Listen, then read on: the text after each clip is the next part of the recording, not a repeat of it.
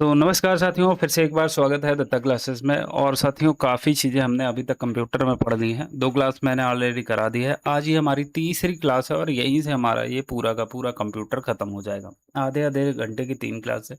मतलब डेढ़ घंटे में कहीं न कहीं कंप्यूटर की जो बेसिक नॉलेज है, जहाँ से बहुत ज़्यादा क्वेश्चन पूछे जाते हैं, वो आपका पूरी तरीके से कंप्लीट हो जाएगा। कोई परेशानी, कोई दिक्कत नहीं होगी। तो आगे बढ़ते हैं और चीज़ों को समझते हैं। चलो भाई, चलो। हमने यहाँ तक कर लिया था मेरे भाई। हमने नेटवर्क की बात कर ली थी और नेटवर्क में हमने चारों नेटवर्क को देखा था। पहला हमारा था पैन, है ना? पर्सनल एरिया नेटवर्क बोलते हैं, इसका कभी-कभी फुल फॉर्म पूछा जाता है। फिर लान, लोकल एरिया नेटवर्क होता है।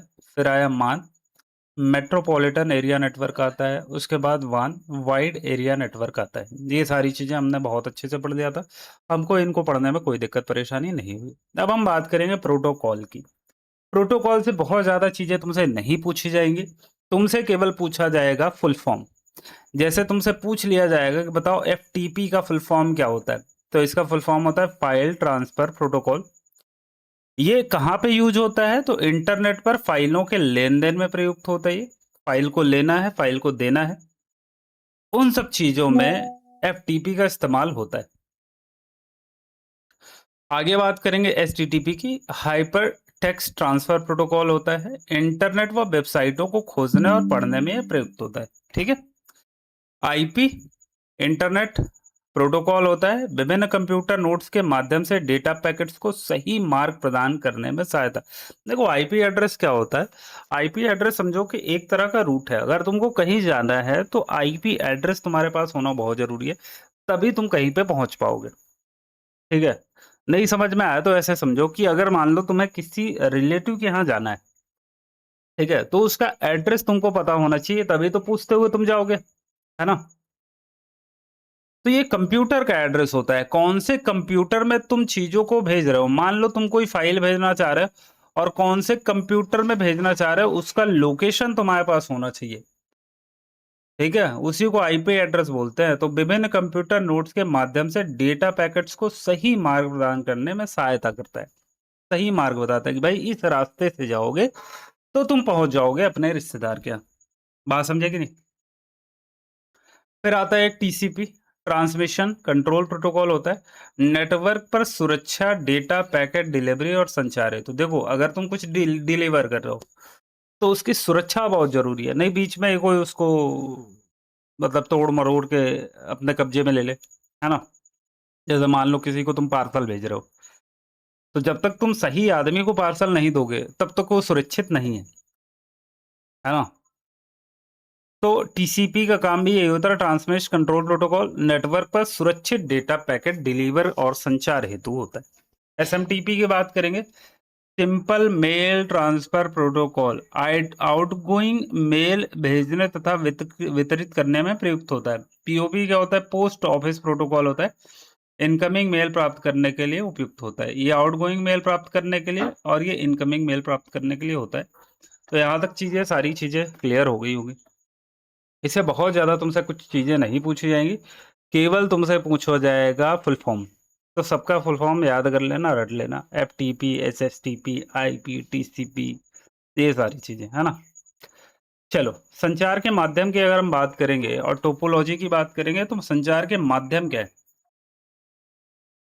Twisted pair cable, coaxial cable है, ऑप्टिकल फाइबर केबल है ना? ऑप्टिकल फाइबर इस समय सबसे तेज़ काम कर रही है, ठीक है?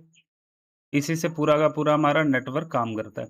माइक्रोवेव्स हो गया, कम्युनिकेशन हो गया, सैटेलाइट हो गया, इंटरनेट केबल हो गया, ये सारी चीज़ें हैं।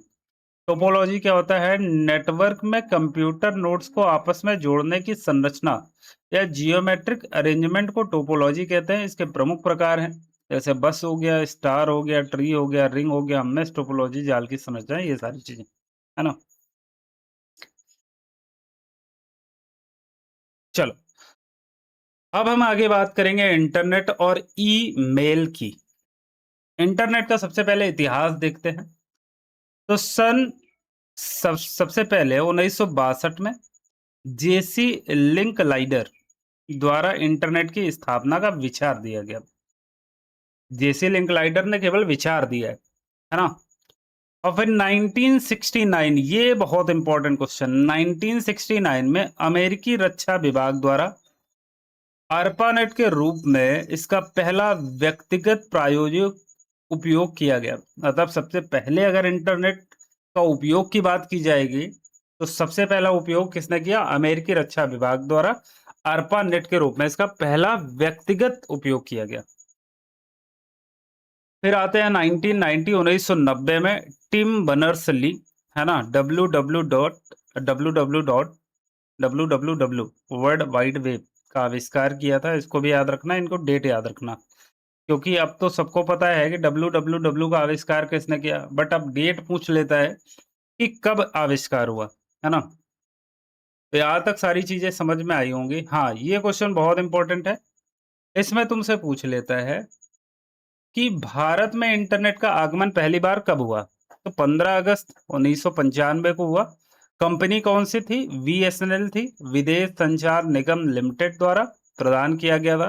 तो ये क्वेश्चन काफी इंपॉर्टेंट हो जाता है, क्योंकि भारत में पहली बार वो कौन सी कंपनी थी जिसने इंटरनेट सुविधा प्रोवाइड की? तो वो बीएसएनएल है ना, विदेश संचार निगम लिमिटेड है। और कब की? तो 15 अगस्त 1995 को। इसको भी याद रखेंगे। विश्व का पहला ग्राफिकल वेब ब्राउजर कौन सा है? तो मोसैक है, मोजेक, है ना, जो 1993 में आया था। यहाँ तक सारी चीजें क्लियर है। आगे बढ़ जाते हैं। महत्वपूर्ण इंटरनेट शब्दावली, इसको थोड़ा सा देख लेते हैं। तुमसे कभी कभी पूछेगा कि बताओ वेब ब्राउजर इनमें से कौन है, ठीक है। तो यह एक एप्लीकेशन सॉफ्टवेयर है, सभी को पता है। हमारे मोबाइल फोन में, कंप्यूटर में, लैपटॉप में ये रहता है वेब ब्राउजर, जिसके माध्यम से किसी भी वेबसाइट को खोला जाता है ना। जैसे गूगल क्रोम, ये वेब ब्राउजर है। मोजिला फायरफॉक्स, ये भी वेब ब्राउजर है। यूसी ब्राउजर, ये भी एक तरह का वेब ब्राउजर है। एक ओपेरा मिनी आता था, अभी तो शायद बंद हो गया, ओपेरा मिनी, ठीक है। ये भी एक तरह का वेब ब्राउजर ही था, ओपेरा मिनी। फिर आते हैं हम सर्च इंजन पे। सर्च इंजन का मतलब इंटरनेट पर किसी निश्चित जानकारी का पता लगाने हेतु प्रयुक्त सेवा।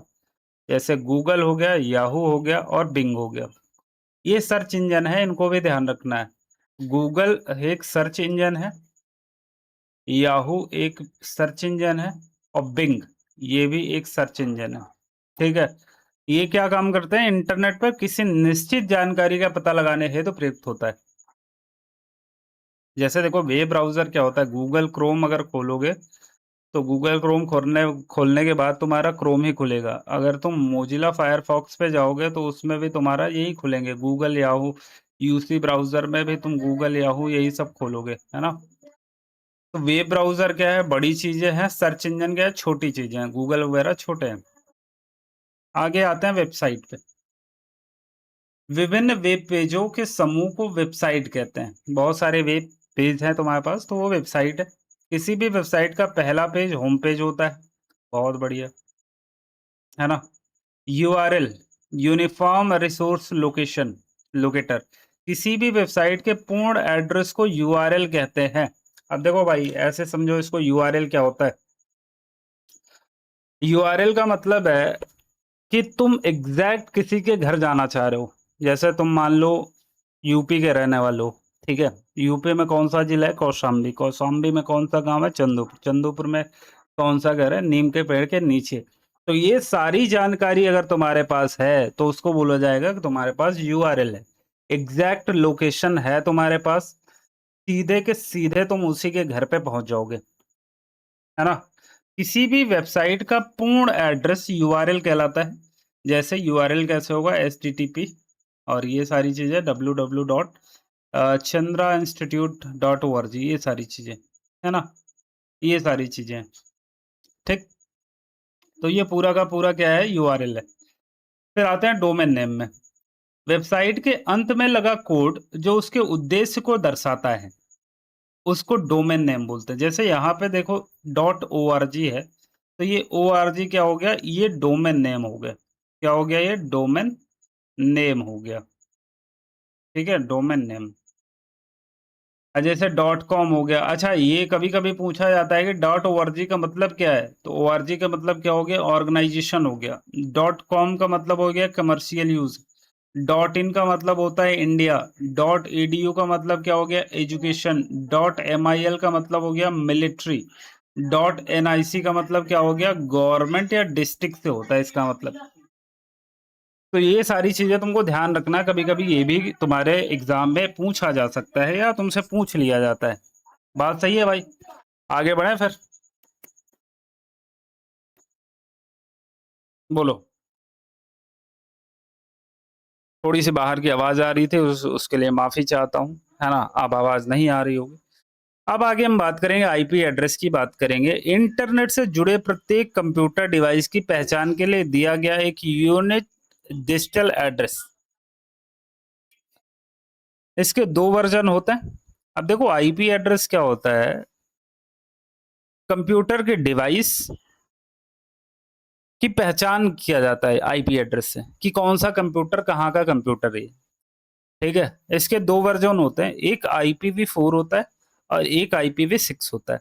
IPv4 की बात करेंगे तो 32 बिट का होता है, जो 4 भागों में बटा होता है। ये 4 का मतलब 4 भाग, ठीक है, जो 4 भागों में बटा होता है।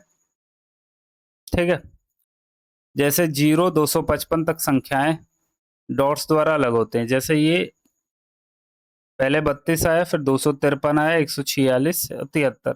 कितने भाग, 1 2 3 4, 4 भागों में अलग होता है। ठीक है, और IPv6 की बात करेंगे तो 128 बिट का होता है, जो 8 भागों कोलन द्वारा अलग होता है। इसके 8 भाग होते हैं। ठीक है, मेरे हिसाब से सारी चीजें यहाँ तक क्लियर है। आगे हम थोड़ा सा और बात करते हैं, अन्य सेवाएं की बात करेंगे। जैसे एक टेलनेट होता है, एक स्थान पर बैठ के। टेलनेट का मतलब क्या हो गया, एक स्थान पर बैठ के सुदूर स्थित दूसरे कंप्यूटर पर कार्य करना, रिमोट लॉगिन, है ना। जैसे मान लो तुम्हारे कंप्यूटर में कोई खराबी आ गई, तो तुम अपने कंप्यूटर का एक्सेस किसी कंपनी को दे देते हो, ताकि वो अंदर जाके वो सारी चीजें ठीक कर पाए। इसको टेलनेट बोलते हैं। यूजनेट का मतलब एक समूह के माध्यम से सभी लोगों तक एक साथ सूचना पहुंचाने की प्रणाली है। मान लो स्कूल है, अब स्कूल में कल छुट्टी है, लेकिन स्कूल में बताया नहीं गया था, तो सारे बच्चों के मतलब मोबाइल पे मैसेज भेजने होते हैं। अब एक एक को तो भेजा नहीं जा सकता, क्योंकि 1000 के आसपास बच्चे होते हैं। तो उसमें क्या होता है, यूजनेट का इस्तेमाल किया जाता है, और एक क्लिक पे सब लोगों के पास सूचना पहुंच जाती, जानकारी पहुंच जाती थी कल स्कूल बंद है। तो ये यूजनेट का इस्तेमाल यहाँ पे होता है, यूजनेट इसको बोलते हैं। ठीक। ई कॉमर्स की बात करेंगे, इंटरनेट के माध्यम से ऑनलाइन व्यापार। जैसे फ्लिपकार्ट हो गया, मिंत्रा हो गया, अमेजोन हो गया, है ना। फाउंडर कौन है, जेफ बेजोस है, बिल्कुल ठीक है।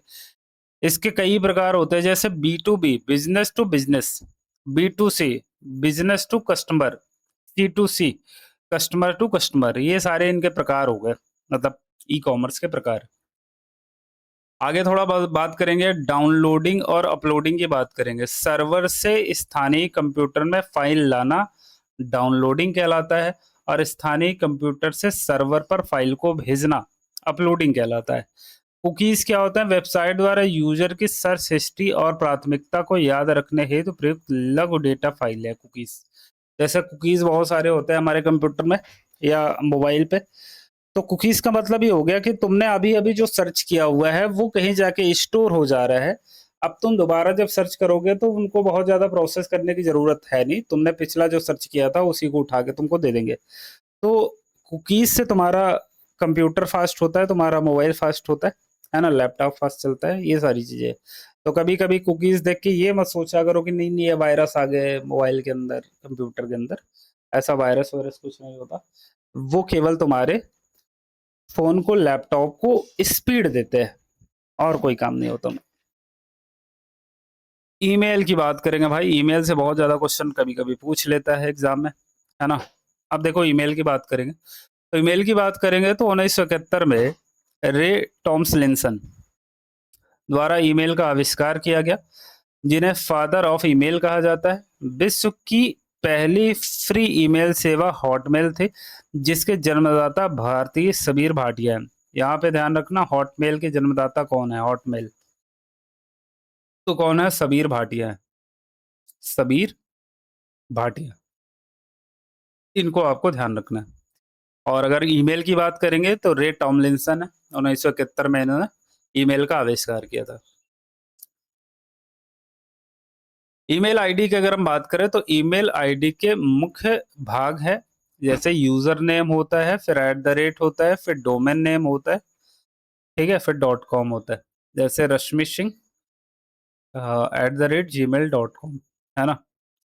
जैसे रश्मि सिंह 12 जो है यहाँ तक, ये यूजर आईडी है, और gmail.com जो है वो डोमेन नेम है, ठीक। यहाँ पे सबसे पहले 2 होता है मुख्य प्राप्तकर्ता, जिसके पास तुम मेल भेजना चाह रहे हो उसका, और तुम भेजने वाले हो तुम्हारा पता। फिर आता है सब्जेक्ट, क्या तुम किसके बारे में भेजना चाह रहे हो। फिर आता है सीसी, कार्बन कॉपी, एक साथ कई व्यक्तियों को समान मैसेज भेजना है, ठीक है, तो सीसी पे जाएंगे और उस पे उसकी ईमेल आईडी दर्ज करेंगे जितने लोगों के पास भेजना है। फिर एक होता है ब्लाइंड कार्बन कॉपी, बीसीसी, एक साथ कई लोगों को गुप्त रूप से मेल भेजना, जिसमें प्राप्तकर्ता अन्य लोगों की ईमेल आईडी नहीं देख पाता है, ठीक। देखो इसमें क्या होता है, सीसी में कार्बन कॉपी होता है, इसमें जिसके पास भी तुम मेल भेज रहे होगे मतलब समूह में, तो सबको सबकी ईमेल आईडी दिख रही होगी। लेकिन अगर तुम बीसीसी से भेज रहे हो, ब्लाइंड कार्बन कॉपी से भेज रहे हो, तो सबको सबकी ईमेल आईडी नहीं दिख पाएगी, मतलब जिसके पास जा रहा है उसी की ईमेल आईडी उसको दिखेगी बस। फिर एक होता है फाइल अटैचमेंट, कोई पीडीएफ वगैरह तुमको साथ में अटैच करनी है तो वहां पे तुम इमेज हो गया, पीडीएफ, ये सारे अटैच कर सकते हो। फिर स्पैम या जंक मेल, अवांछित विज्ञापन, अनचाहे व्यक्तियों, कंपनियों द्वारा भेजे गए संदेश, ये स्पैम या जंक मेल में होता है। देखो जैसे कोई कई सारी कंपनी होती है, लगातार वो मेल भेजती रहती है सबके पास, तो वो जो मेल है वो जंक फाइल या स्पैम में चला जाएगा, है ना। तो इसको ध्यान रखेंगे। आगे आ जाता है स्मार्टफोन पे। हाँ, यहाँ से भी कई बार क्वेश्चन पूछे जाते हैं। स्मार्टफोन की अगर हम बात करें तो भाई स्मार्टफोन 3 अप्रैल 1973 को सबसे पहली कंपनी है मोटोरोला के मार्टिन कूपर द्वारा पहला मोबाइल फोन कॉल किया गया था। पहला व्यावसायिक मोबाइल फोन 1983 में आया, जिसका नाम था डायनाटेक्स 8000X था। पहले स्मार्टफोन की अगर हम बात करेंगे तो 1992 आईबीएम कंपनी द्वारा बनाया गया, जिसका नाम था सिमोन पर्सनल कम्युनिकेटर, या आधिकारिक तौर पर 1994 में बाजार में आया था। 92 में ये बना था, बट 94 में बाजार में आया ताकि सबके पास ये पहुंच जाए। 2007 में एप्पल कंपनी द्वारा पहला आईफोन ओएस लॉन्च किया गया। 2008 में पहला Android smartphone HTC dream GI नाम से आया था। इतिहास में सबसे ज्यादा बिकने वाला फोन नोकिया 1100 था, है ना, और नोकिया 1110 था। नोकिया 1100 वो पतला पतला मोबाइल फोन था, है ना। तो यहाँ तक सारी चीजें तुम समझ गए होगे। अब आ जाते हैं कि कंप्यूटर स्मार्टफोन के मुख्य ऑपरेटिंग सिस्टम ओएस की बात करेंगे तो पहला एंड्रॉयड गूगल द्वारा, है ना, कपकेक, डोनट, एक्लेयर, किटकैट आदि वर्णमाला क्रम में, है ना। Bada Samsung, BlackBerry OS, iOS, Mac OS, Apple, MeeGo, Nokia, window OS, Microsoft द्वारा सिम्बियन, नोकिया, पाम ओएस, ये सारे ओएस हैं, है ना। तो यहाँ तक भाई ये सारा का सारा तुम्हारा जो है, अब ये डिजिटल शिक्षण एप्स वगैरह हैं, डिजिटल शिक्षण से संबंधित है। अब देखो इसमें क्या होता है कि अगर तुम सीटेट, यूपीटेट, रीट और सुपर टेट की अगर तैयारी कर रहे हो तो उसमें से तुमको ये डिजिटल शिक्षण एप्स वगैरह पढ़ने होते हैं, ये सारी चीजें। और ये मैं पीडीएफ दे दूंगा तो तुम आराम से पढ़ सकते हो इसको, है ना। ओपन रिसोर्स OER वगैरह क्या होता है ना, और शिक्षण कौशल विकास क्या होता है, ये सारी चीजें दिया हुआ है इसमें, ठीक है। तो ये मेरे हिसाब से कि तुम आराम से खुद ही पढ़ सकते हो ये, तो कोई दिक्कत की बात नहीं है। तो यहाँ तक ये तुम्हारा कंप्यूटर पूरा का पूरा खत्म हो जाता है। कंप्यूटर की सारी जानकारी, जो बेसिक जानकारी है जो तुम्हारे पास होनी चाहिए, वो तुमको मिल चुकी है, प्रोवाइड हो चुकी है। यहाँ से कम 2 से 3 क्वेश्चन आराम से तुम्हारे आ जाएंगे अगर तुम्हारे सिलेबस में कंप्यूटर है तो। और दूसरी चीज ये बताना चाहूंगा कि अगर तुम एसएससी, बैंक, रेलवे की तैयारी करते हो और वहाँ पे कंप्यूटर पूछा जा रहा है। तो ये जो 3 क्लासेस हैं, यही तुम्हारे लिए सफिशिएंट है और इसके अलावा तुमको कुछ भी अलग से पढ़ने की ज़रूरत नहीं है। अगर तुम कंप्यूटर को बहुत डिटेल में पढ़ रहे हो तो आप बेवकूफ़ी कर रहे हो। बहुत डिटेल में पढ़ने का कोई मतलब नहीं है। यहीं से सारी चीज़ें तुम्हारे एग्ज़ाम में आ जाएँगी, ठीक है? तो आज के लिए इतना ही रखते हैं, बाकी मिलते हैं नेक्स्ट वीडियो में। तब तक के लिए थैंक यू सो मच। धन्यवाद। जय हिंद, जय भारत।